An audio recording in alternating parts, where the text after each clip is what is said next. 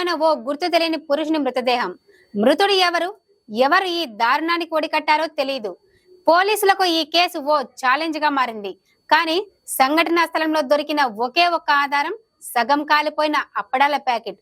కేవలం అప్పడాల ప్యాకెట్ ద్వారా పోలీసులు ఈ కేసును ఛేదించారు. ఈ క్రైమ్ సినిమా స్టోర్ ని తలపించే రీతిలో సాగిన ఈ కేసు కథనమేమిటో, ఎక్కడ జరిగిందో తెలుసుకోవాలంటే సీ ది స్టోరీ. అనంతపురం జిల్లా డి హిరేహాల్ మండలం పులకుర్తి గ్రామ సమీపంలోని ఓ నిర్మానుష్య ప్రదేశం అది. ఆ ప్రాంతంలో జూన్ 23వ తేదీన పూర్తిగా కాలిపోయిన ఓ గుర్తు తెలియని పురుషుని మృతదేహం ఉన్నట్లు పోలీసులకు సమాచారం అందింది. అక్కడికి వెళ్లిన పోలీసులు సంఘటనా స్థలాన్ని పూర్తిగా పరిశోధిస్తే వారికి లభించింది కేవలం సగం కాలిన అప్పడాల ప్యాకెట్, ఓ కన్నడ పత్రిక, జంధ్యం. ఇవి తప్ప పోలీసులకు ఇక ఎటువంటి ఆధారము లభించలేదు. చనిపోయింది ఎవరు చంపారన్నది పోలీసులకు సవాల్గా మారింది. కానీ సంఘటనా స్థలంలో దొరికిన అప్పడాల ప్యాకెట్ ఆధారంగా మారింది. ఆ ప్యాకెట్ పై ఉన్న అడ్రస్ పరిశీలిస్తే అది చెన్నైకి చెందిన కంపెనీ. అదే ఆధారంతో ఆ కంపెనీ ఈ ప్రాంతానికి ఎక్కడెక్కడ అప్పడాలను సరఫరా చేస్తారో పోలీసులకు విచారించారు. బళ్ళారికి అప్పడాలు ఆ కంపెనీ నుంచి సరఫరా చేస్తున్నట్లు పోలీసులు గుర్తించారు. అప్పడాల వ్యాపారం సాగించే వారితో విచారించిన పోలీసులకు బళ్ళారికి సమీపంలోని సంగనకల్లుకు చెందిన గురు రాజారావు అప్పడాల వ్యాపారం సాగిస్తారని గుర్తించారు. అక్కడ విచారించిన పోలీసులకు గురు రాజారావు కనిపించలేదన్న విషయాన్ని గుర్తించి హత్యకు గురైంది గురు రాజారావే అనే నిర్ధారణకు వచ్చారు. అయితే ఇక్కడ మరో ట్విస్టు పోలీసులకు మరింత సవాలుగా మారింది. మృతుడు మూగ చెవిటి వ్యక్తి. ఇక పోలీసుల విచారణ వేగవంతం చేశారు. గురు రాజారావు హత్యకు గురైన తర్వాత ఆయన ఏటీఎం నుంచి డబ్బులు డ్రా అవుతున్న విషయాన్ని పోలీసులు పసిగట్టారు. ఏటీఎం మిషన్ వద్ద ఉన్న సీసీ కెమెరా ఫుటేజీల ఆధారంగా ఆ డబ్బులు డ్రా చేసిన వ్యక్తులను గుర్తించారు. అయితే వారు కూడా బదిరులే. వారికి మాటలు రావు, మాటలు వినిపించవు. బళ్ళారి జిల్లా సంజీవరాయనికోటకు చెందిన బసవరాజు, మించేరికి చెందిన కొట్రేషులను అదుపులోకి తీసుకున్న పోలీసులు వారిని బదిరుల సైగలు తెలిసిన ప్రత్యేక నిపుణుల ద్వారా విచారిస్తే అసలు విషయం వెలుగులోకి వచ్చింది. గురు రాజారావు, బసవరాజు, కొట్రేషులు స్నేహితులేనని, గురు రాజారావు దగ్గర డబ్బులు కాజేసేందుకే హత్య చేసినట్లు నిందితులు ఒప్పుకున్నారు. మద్యం తాపి కళ్ళలో కారం చల్లి తాడుతో గొంతు నులిమి హత్య చేసినట్లు నిందితులు అంగీకరించారు.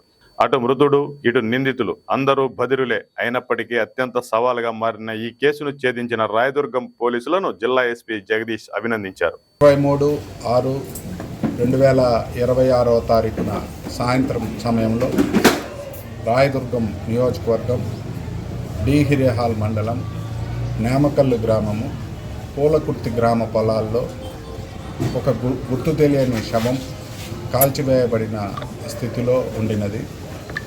ఈ క్రమంలో ఎవరో ఇతన్ని చంపి పడేసి కాల్చివేసి ఉండవచ్చునని అనుమానించడం జరిగింది. వెంటనే అనంతపురం ఎస్పీ శ్రీ జగదీష్ గారికి ఈ విషయమై సమాచారాన్ని అందించడం జరిగింది. ఎస్పీ గారు క్షుణ్ణంగా మా దగ్గర నుంచి సమాచారాన్ని సేకరించుకున్న తర్వాత తగు సలహాలు, సూచనలు ఇచ్చి ఒక 4 పార్టీలు ఏర్పాటు చేయడం జరిగింది. Kalyanadurgam rural inspector Venkataramana, Bommanahal SI Nabirasu, D Hirehal SI Guruprasad Reddy, అలాగే కనేకల్ ఎస్ఐ మధు ఆధ్వర్యంలో 4 బృందాలు ఏర్పాటు చేసి పంపించడం జరిగింది. మాకు నేరస్థలాన్ని క్షుణ్ణంగా పరిశీలించగా నేరస్థలంలో మాకు ఒక అప్పడాల ప్యాకెట్, మృతుడిపై ఉన్న కాలి మిగిలిపోయిన టోపీ, ఒక కాలిన కర్ణాటక న్యూస్ పేపరు, అలాగే ఒక కాలిన జందెము దొరికింది.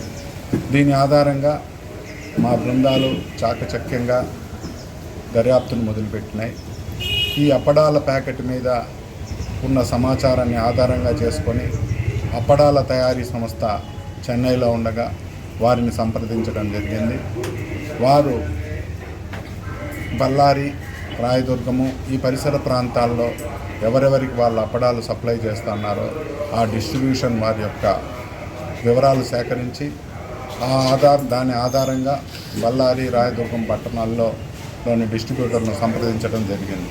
ఈ క్రమంలో బళ్ళారిలోని ఒక డిస్ట్రిబ్యూటర్ను సంప్రదించగా అతను తన డిస్ట్రిబ్యూటర్ లిస్టులంతా ఇవ్వడం జరిగింది.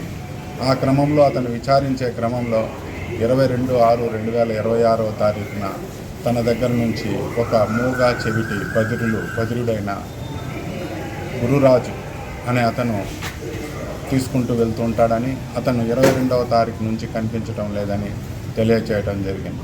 దానితో మా బృందాలు ఆ గురురాజు బంధువులను సంప్రదించడం జరిగింది, వారిని విచారించడం జరిగింది. ఆ విచారణలో వారు కూడా 22వ తారీఖు నుంచి కనిపించడం లేదని చెప్పడం జరిగింది.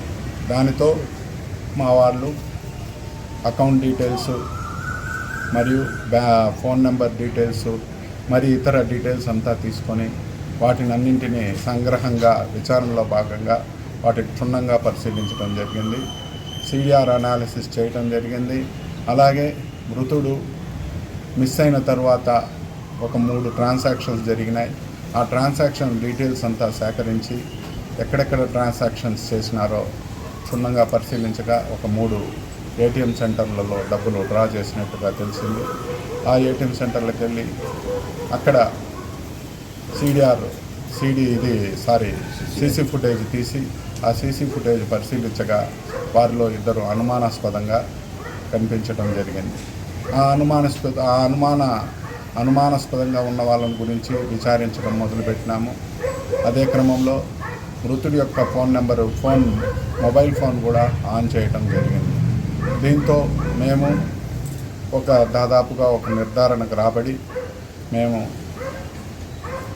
డిఈఓ గారికి ఒక లెటర్ ఇచ్చి, దీంట్లో ముద్దాయిలు కూడా 2 ఉన్నారు, వాళ్ళు కూడా మూగా చెవిటి వారైనందున వారిని విచారించే క్రమంలో సహాయం కోరుతూ డిఈఓ గారికి ఒక లెటర్ ఇవ్వటం జరిగింది.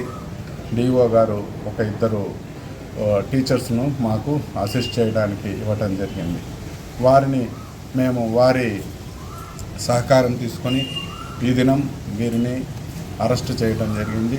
వీరిని అరెస్ట్ చేసి వీరిద్దరిని కూడా, ఒకడొచ్చేసి బసవరాజు, సంజీవరాయిని కోట, అలాగే కొట్రేష్ మిచ్చెరి విలేజ్, వీళ్ళిద్దరు కూడా బళ్ళారి. వీరిని ఆ 2 మూగా బదిరులకు పాఠాలు చెప్పే వాళ్ళ దగ్గర టీచర్స్ ఆ సమక్షంలో విచారిస్తే ఈ 2 కూడా వారి నేరాన్ని అంగీకరించడం జరిగింది.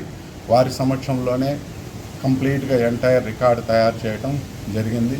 వీరి స్వాధీనంలో నుంచి మృతుడి యొక్క సెల్ ఫోను, వీరు నేరానికి ఉపయోగించిన సెల్ ఫోన్లు, మృతుడి యొక్క ఏటీఎం కార్డు, మృతుడి యొక్క టీవీఎస్ ఎక్సెల్ను కూడా స్వాధీనం చేసుకోవడం జరిగింది.